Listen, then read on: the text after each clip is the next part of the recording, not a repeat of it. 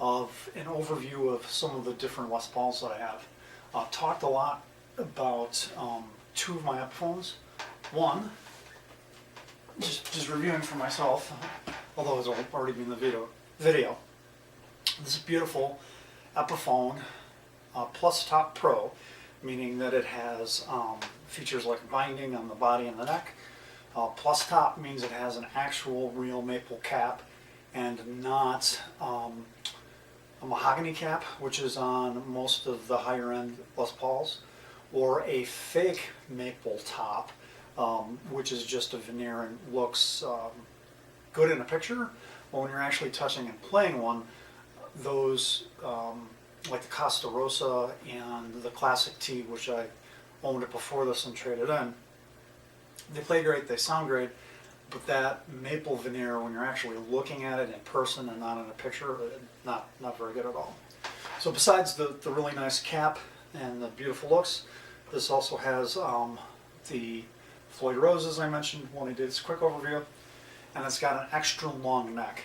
The neck scale on this, because of something to do with the Floyd Rose, is longer than any other Les Paul I have. Then I also talked a little bit about this beautiful Ultra 2, which also is a rarity that it's got a real maple cap, and in this case it's quilted. Again, this is one of the higher end Epiphones.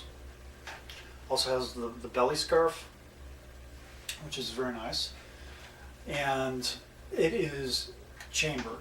So the only part pardon me, of this Les Paul that's not hollow is where the hardware is mounted. That has not been routed out, and where the neck mounts. The rest of this is hollow, and this 23rd fret in the binding here is actually a German pickup by a company called Shadow. So it is essentially an acoustic pickup that's been very cleverly put in so it looks like an additional fret. And I'll put a link in the description below. I've done a video that compares this pickup to the pickup on my Epiphone acoustic, which also has a German Shadow NanoMag that is under saddle. Alright, so where I was when I ran out of memory, I was talking about how I used to have my first genuine Gibson, because I bought into all the hype and all the crap from some other YouTube guys. I'll just use initials, but Rob Chapman and Lee Anderson, after years, convinced me that I had to have a real Gibson Les Paul. So I had a Faded T I bought in 2016. I loved it so much. 3 weeks later I went back and bought a 50s Tribute. And basically what's happening there is Gibson charges a lot for their US made guitars, obviously. But the big thing really is the cap. You can get what they call their T series, which I think started in 2016, which means traditional, and it has all the things you would expect: 2-volume, 2-tone, US made pickups, and a price that you could afford, which was $7.99. But it wasn't the high performance model, which meant that it didn't have this nice titanium nut, didn't have stainless steel frets that don't wear down. I'm not sure why this is on high performance, because it's more of a luxury item. Actual mother of pearl inlays, which is basically like jewelry. Different, these look like just the normal cheap speed knobs, but these are actually like 3 times the height, and at the top they get clear, and they're striated. They have grips on them, so way easier to use. I prefer, although these are kind of pretty for speed knobs, they aren't the cheap plastic ones. They have some color to go with the finish. I really prefer the top hat knobs, which are like the first guitar I showed you. But this is a good compromise, because they, like I said, they're much taller than the standard speed knobs. They've got the grippy things, so it's nice. The other thing about the high performance, that Classic T Epiphone I mentioned was the first Epiphone I ever had, which had the Mini E-Tune, which was the precursor to the G-Force tuner. So I'm very familiar with this. A lot of people online knock these, and that's just because they don't know how to use them.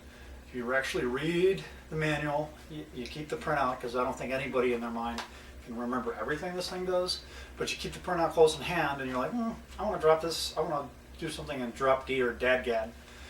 then you're not fumbling. You just read the instructions and it works. So what I'm going to do right now is it's in standard tuning.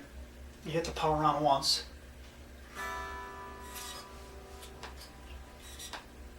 You strum it. And it's back in tune. You know, it goes like this because the neck weighs more than the body.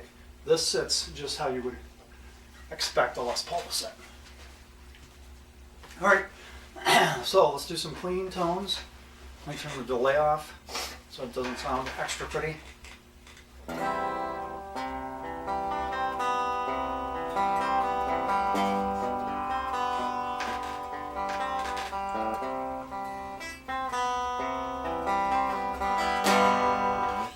So this is weight relieved. It's got the modern weight relief, but it's got way more mahogany in it than either of those two Epiphones.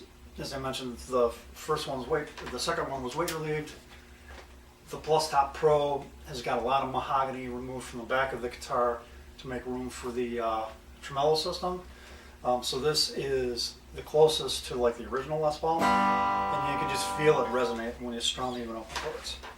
All right, so now she sounds like that.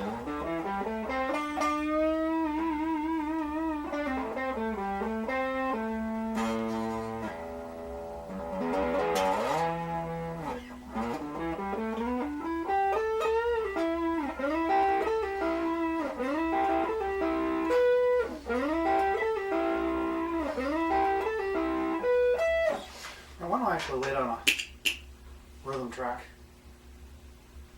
Okay, blues shuffle and then do something over it.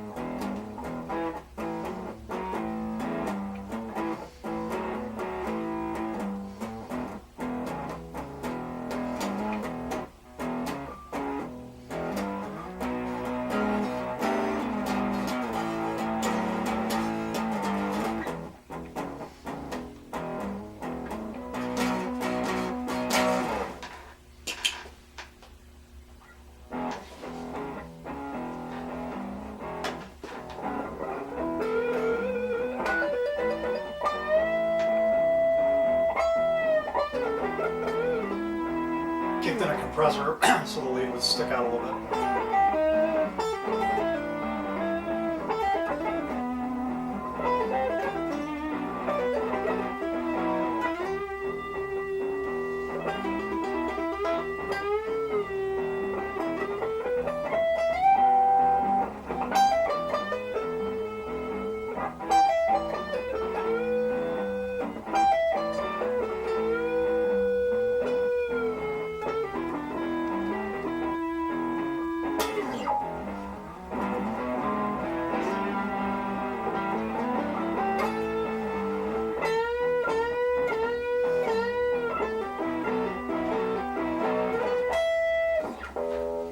Alright, so,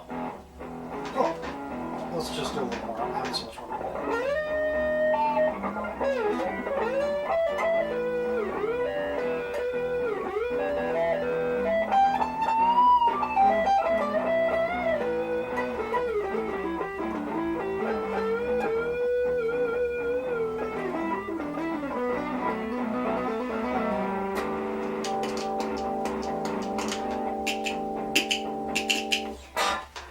Alright, so that's my Les Pauls and that's what they do. And then that's the looper